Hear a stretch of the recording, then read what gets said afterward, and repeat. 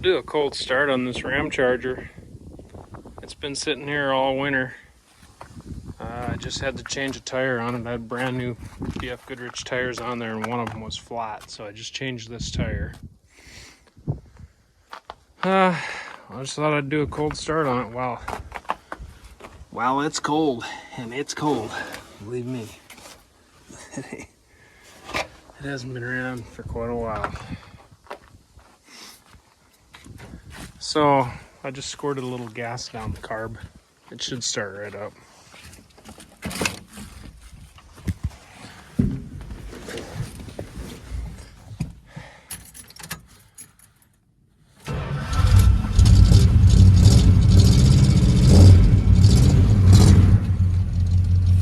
Started right up.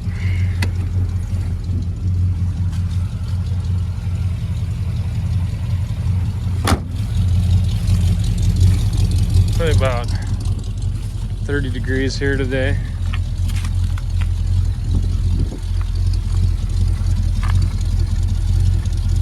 Well, we'll get it in the shop and get the tire fixed.